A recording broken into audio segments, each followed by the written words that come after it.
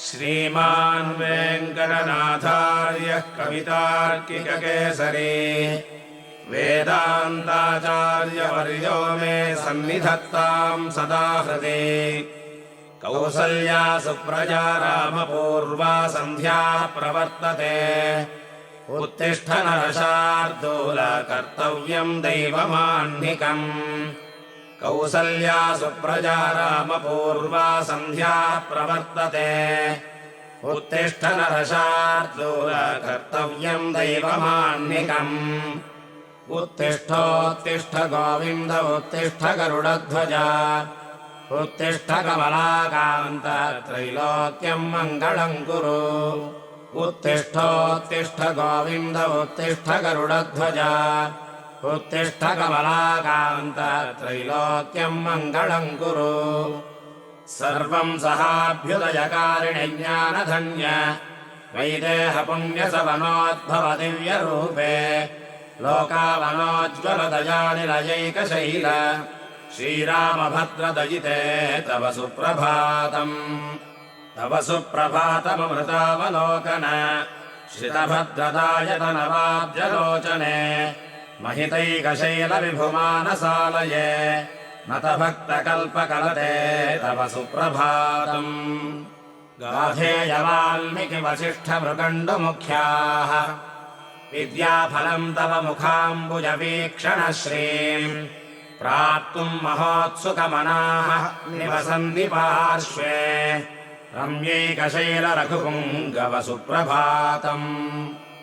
श्यामाभिरामनवतो यददिव्यरूप लावण्यजीवितवतावरचातकेन व्यक्तस्वयंवरदयाम्बवतार्थितस्त्वम् रम्यैकशैलरघुपुङ्गव सुप्रभातम्।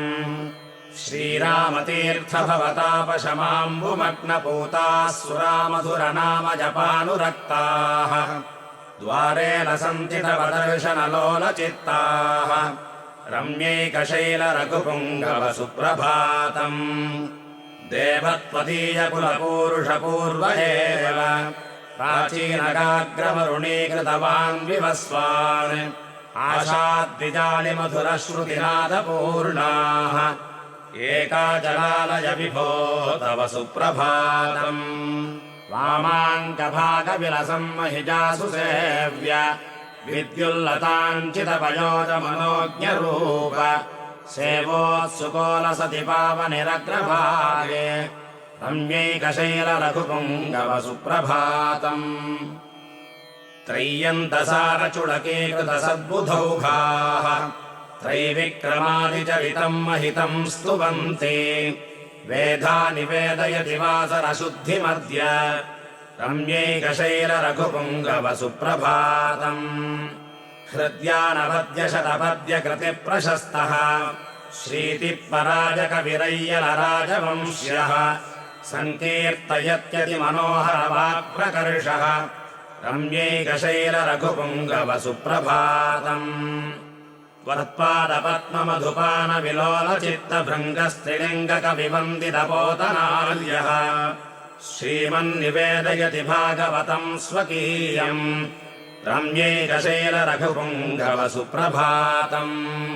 वात्सल्यदिग्धजनकात्मजया शिशुत्वकाले सुरक्षितवपुस्तव रामभद्रः स्वामिन् तदभ्युदयगानचिकीर्षुरास्ते रम्यैकशैलरघुपुङ्गव सुप्रभातम्।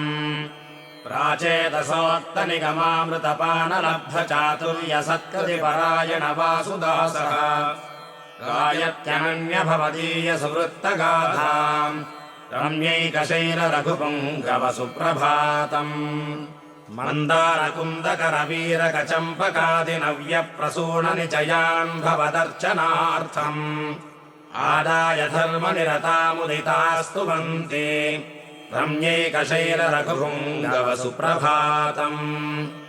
एलालवङ्गमुखसौरभवस्तु मिश्रम् धृत्वा हिरण्मयघटेषु विशुद्धतीर्थम् कृत्वा त्वदभ्युदयमङ्गलवाक्प्रशस्तिम् तिष्ठन्ति देव विबुधास्तव सुप्रभातम्। देवत्तदालयमहोन्नतगोपुराग्रदृश्यार्थभावितमनाः धुतकिल्बिषास्ते धर्मानुरूपविभवाभिनुता भवन्ति रम्यैकशैलरघुपुङ्गवसुप्रभातम् श्रीमन्कृपाजलनिधेन वकञ्जनेत्र भक्तावनैकपरमव्रतभद्ररूप मायाप्रकल्पितमहाद्भुतलोकलील रम्यैकशैलरघुपुङ्गवसुप्रभातम् मीनाकृते कमठयज्ञवराहरूप श्रीनारसिंहवटुरूपकशीरपाणे काकुत्स्यवंशयदुनन्दनकल्किमूर्ते रम्यैकशैलरघुपुङ्गवसुप्रभातम् वन्दारुदेवमुनिवृन्दशरण्यमूर्ते गाधेययज्ञपरिरक्षणधुर्यशौर्य श्रीकण्ठकार्मुकविभञ्जनजानकीश रम्यैकशैलरघुपुङ्गवसुप्रभातम् श्रीमन्पितृप्रवणसत्यपथप्रवीण सौशील्यमान्यसुलभाद्भुतसर्वशेषिन् सौन्दर्यमोहितजगत्त्रयभद्रदायिन् रम्यैकशैलरघुपुङ्गवसुप्रभातम् शिष्टाश्रितप्रणतरक्षणबद्धदीक्ष सङ्कल्पनिर्वहणधुर्यसुराभिवन्द्य क्ष्मापुत्र्यपाङ्गदृगलङ्कृतचारुगात्र रम्यैकशैलरघुपुङ्गवसुप्रभातम् ब्रह्मादिदेवगणपूजितपादपद्म नित्यादिभक्तनिवहाञ्चितदिव्यधामन् क्षीराब्धिमध्यकृतशेषफणीन्द्रतल्व रम्यैकशैलरघुपुङ्गवसुप्रभातम् सन्मोनिदास्य निरतानयनाभिराम सौमित्रियुक्तनतमारुतिसेव्यपाद मित्रानुकूलवरधर्मकृतिप्रवीण रम्यैकशैलरघुपुङ्गवसुप्रभातम् श्रीजानकी हृदयसेव्य गुरुप्रभावसन्दर्शकानिलजदौत्यसमृद्धमोद संसारबद्धजनतापनिवारणाढ्य रम्यैकशैलरघुपुङ्गवसुप्रभातम् वेदप्रशस्तनिरवध्यगुणैकसिन्धो प्राप्य स्वरूपतदुपाय विधात्मबन्धो भक्त्यादिगम्य निजतत्त्वविदेकभोग्य रम्यैकशैलरघुपुङ्गवसुप्रभातम् मान्यैकशैलरघुपुङ्गवसुप्रभातम् ये कीर्तयन्त्यनुदिनम् मुदितान्तरङ्गाः ते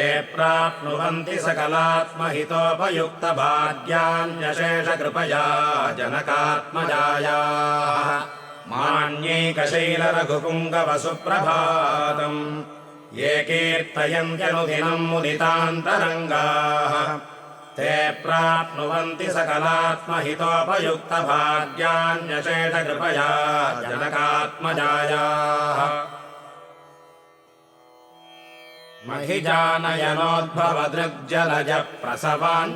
महिजानयनोद्भवदृग्जलजप्रसवाञ्चितनीलमनोज्ञतनो निरवध्यगुणाकरलोकपते विजयस्व विभो रघुवीरहरे महिजानयनोद्भवदृग्जलजप्रसवाञ्चितनीलमनोज्ञतनो निरवध्यगुणाकरलोकपते विजयस्व विभो रघुवीरहरे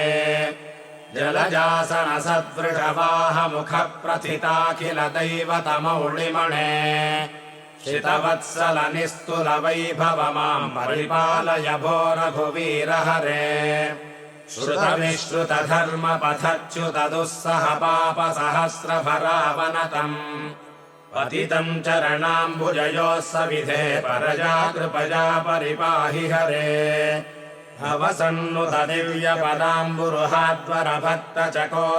भवसन्नुतदिव्यपदाम्बुरुहाद्वरभक्तचकोरकचन्द्रनिभात् परदेवतया गदितान्निगमैर्महिजादयितान्न परम् कलये निगमत्रयदुग्धपयोधिसुधे वरदाभय रामदया जलधे सुरमौनिवरार्चितदेवतरो परिपालय माम् रघुवीरहरे अन्विष्यमाणोऽसि वेदान्तजालैः दीनानुरक्तोऽपि सौलभ्यपूर्ण सन्मौनिहृत्पद्मधाम्निस्थितस्त्वम् सर्वत्र गः सर्वभूतान्तरात्मा चित्रम् वियोगाढ्ययोगेन्द्रमुख्यान् व्यामोहयन् देहलावण्यभासा हेनस्य हो मोहदिग्धम् क्षणम् माम् द्रष्टुम् न वाम्भस्युदारप्रभाव विना रामभद्रम् ननाथो ननाथः सदा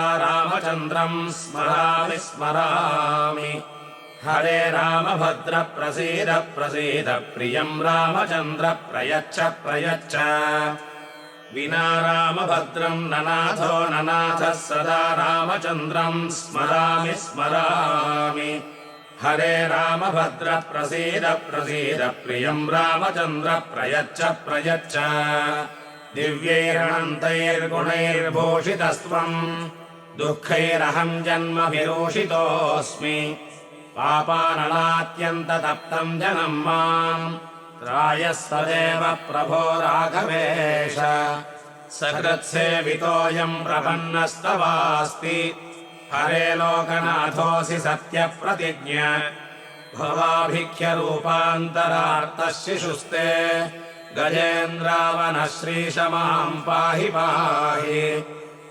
अज्ञानध्वान्तविभ्रान्तदुष्पथाश्रितदुःखितम् क्षमस्वत्वम् क्षमस्वत्वम् कोटिसूर्यसमप्रभा अज्ञानध्वान्तविभ्रान्तदुष्पथाश्रितदुःखितम् क्षमस्वत्वम् क्षमस्वत्वम् कोटिसूर्यसमप्रभा श्रीरामाह्वय पारिजाततरुसंश्लिष्टावनीजालताम् तद्भावाङ्कनिवासिनीम् निरवधिक्षान्तिः स्वरूपाम् श्रियम् राजीवाक्षियुगाम् कटाक्षनिवहालोकावनैकोज्ज्वलाम् ईशानाम् महितैकशैलविभगत्कान्ताम् भजे मातरम् श्रीरामाह्वय पारिजाततरुसंश्लिष्टावनीजालताम् तद्वामाङ्कनिवासिनीम् निरवधिक्षान्तिः स्वरूपाम् श्रियम् राजीवाक्षियुगाम् कटाक्षनिवहालोकावनैकोज्ज्वलाम् ईशानाम् महितैकशैलविभृत्कान्ताम् भजे मातरम् स्मेराननापहृत सर्वजनान्तरङ्ग भव्याह्वयापहृतभक्तजनाघसङ्ग दिव्यास्त्रजालहृतवैरिजनोत्तमाङ्ग श्रीरामभद्रचरणौ शरणम् प्रपद्ये त्वन्नो पुराञ्चितमहार्घमणिप्रकाशसन्दर्शिते पथि विभाति दिवाकरोऽपि यौ कल्पशाखसदृशोऽश्रितचेतनानाम् श्रीरामभद्रचरणौ शरणम् प्रपद्ये वेदाभिवन्द्यपदपद्मसुगन्धयुक्तम् पाषाणमप्यतिपवित्रमनोज्ञरूपम् यातीति मोहविवशोऽहमनन्यभावः श्रीरामभद्रचरणौ शरणम् प्रपद्ये नित्यानवध्यनिगमैरविमृश्यमाणौ ब्रह्मादिदेवगणमौलिविराजमाणौ प्रेमार्द्रहृच्छपदिकाकुटिमाश्रयन्तौ श्रीरामभद्रचरणौ शरणम् प्रपद्ये श्रीजानकीकरसरोरुहसेव्यमाणौ उज्जीवनार्थमतिदुःखितचेतनाम् दुर्गाटवी विषममार्गगतिप्रवीणौ श्रीरामभद्रचरणौ शरणम् प्रपद्ये त्वत्पादपद्मयुगदिव्यमरन्दधारा दिव्याभगात्रिपथगा भवमौलिसङ्गा लोकत्रयोपगतजीवसुजीवनाढ्या श्रीरामभद्रचरणौ शरणम् प्रपद्ये पादोनिधानभरितो भरतस्त्रिलोकवन्द्यो भवच्चरणभक्तिनिपूरितात्मा स्वादात्मजो भुवनकर्तृपदाधिरूढः श्रीरामभद्रचरणौ शरणम् प्रपद्ये तत्त्वत्रयार्थविशदम् च यशोश्च कृत्तम् वेदार्थलब्धिसुखदा च ययोश्च चर्या भद्राशयार्थिसुलभम् च ययोश्च शीलम्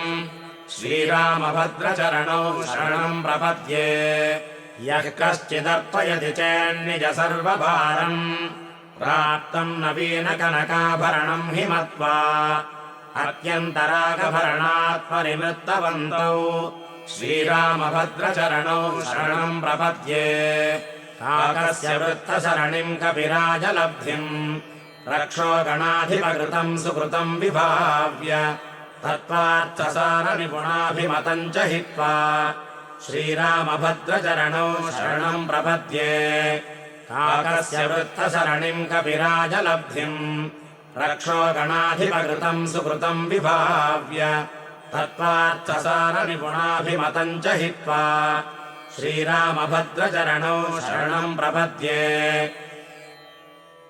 पुण्यैकशैलनिधजेन तचेतसाम् जानकीचित्तचोराय रामभद्राय मङ्गलम् पुण्यैकशैलनिधजेन तचेतसाम् जानकीचित्तचोराय रामभद्राय मङ्गलम् रामलिङ्गाभिवन्द्याय क्षेत्रपालकधीमता वीरमारुतिना शश्वत्सेवितायास्तु मङ्गलम् श्रितमौनिपरित्राता जाग्रदर्चास्वरूपिणे कोदण्डाञ्चिरहस्ताय रामभद्राय मङ्गलम् प्रियभाषणसम्मुग्धम् कृत्वाम्लेच्छनराधिपम् इमाम् वेगाभिदन्तेन सेवितायास्तु मङ्गलम् ओपगानविलोलाय तत्त्वसंवदवर्तिने सुलभाय सुशीलाय रामभद्राय मङ्गलम्